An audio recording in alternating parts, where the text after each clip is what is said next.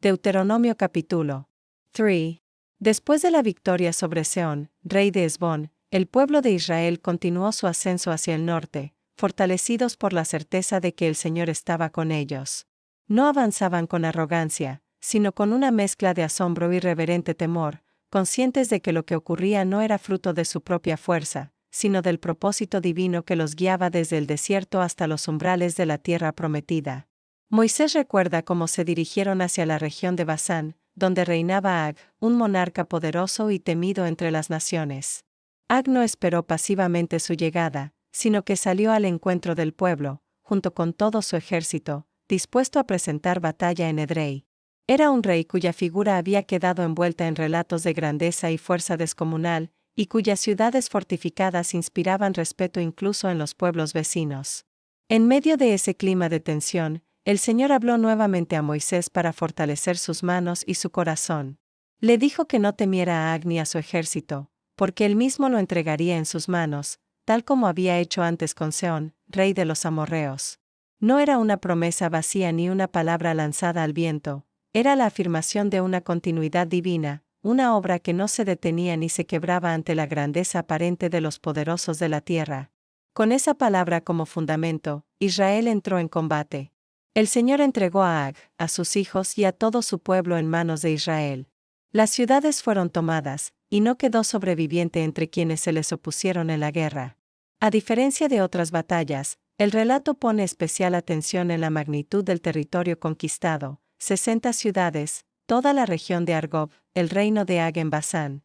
No eran simples aldeas ni poblados abiertos, sino ciudades fortificadas con altos muros, puertas firmes y barras que aseguraban sus entradas. Además de estas, había muchas ciudades abiertas en los campos. Moisés enfatiza la dimensión casi incomparable de estas tierras, no para exaltar la violencia de la conquista, sino para resaltar que ninguna fortaleza humana pudo cerrar el paso cuando el Señor determinó actuar. El pueblo consagró aquellas ciudades al juicio divino, tal como había hecho con Sehón. Los hombres fueron destruidos en guerra, mientras que los ganados y los bienes fueron tomados como botín. La narración se detiene luego para recordar un detalle que se había vuelto conocido entre las naciones. Ag era el último sobreviviente de los llamados Refaitas, una estirpe de gigantes que en otros tiempos había habitado ciertas regiones.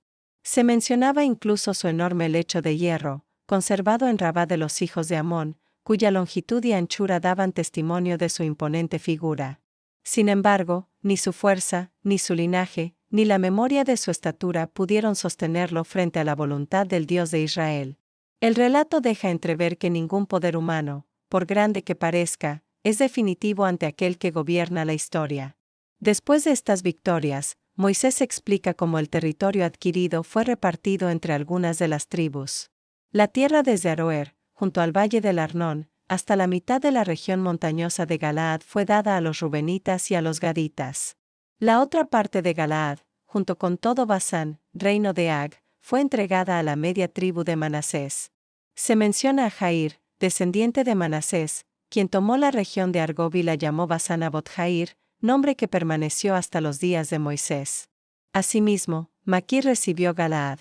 Israel no solo había conquistado territorios, sino que se encontraba ya en la etapa de organización, asignación y asentamiento de parte del pueblo en aquellas tierras al este del Jordán. Sin embargo, esa posesión no venía libre de responsabilidad. Moisés recuerda cómo ordenó a las tribus asentadas en esa región que, aunque sus familias y ganados permanecerían allí, los hombres valientes debían cruzar el Jordán armados junto con el resto de Israel para ayudar a sus hermanos a tomar la tierra al oeste del río. No debían descansar en su herencia mientras el resto del pueblo aún no había recibido la suya.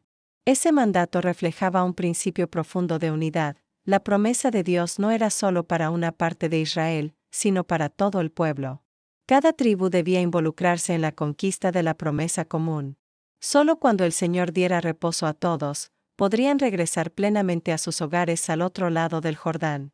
Moisés también recuerda cómo en aquel tiempo fortaleció a Josué, quien se convertiría en el líder del pueblo tras su partida. Le habló con firmeza y esperanza, diciéndole que sus ojos habían visto todo lo que el Señor había hecho a aquellos reyes, y que del mismo modo actuaría con todos los reinos que encontrarían al otro lado del Jordán. Le dijo que no temiera, porque era el Señor quien pelearía por Israel.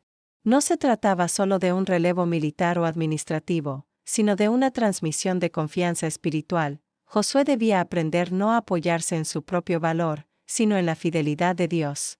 En medio de estas memorias, Moisés abre su corazón y comparte un momento de profunda carga personal.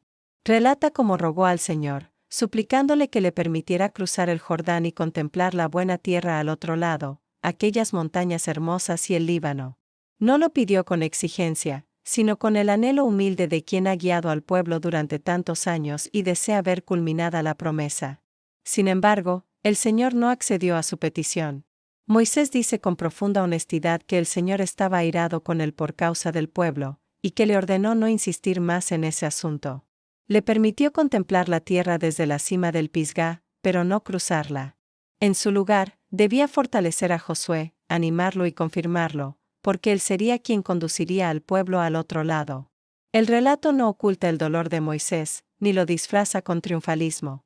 Aun después de toda una vida de servicio, su camino no culminaría dentro de la tierra prometida, sino en la obediencia hasta el final. Desde las llanuras frente a Bet-peor, Moisés recuerda todo esto, no con amargura, sino con la serenidad de quien comprende que la obra de Dios trasciende la vida de un solo hombre. Reflexión. Deuteronomio capítulo 3 nos conduce a un punto de profundidad espiritual en el relato bíblico.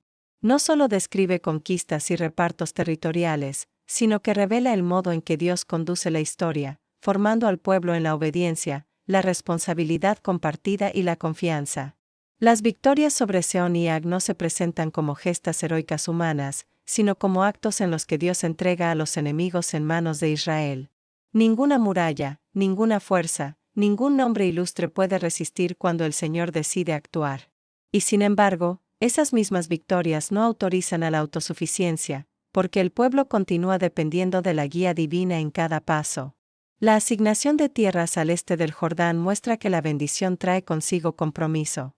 Las tribus que recibieron su herencia antes que las demás no debían recluirse en su comodidad, estaban llamadas a luchar junto a sus hermanos.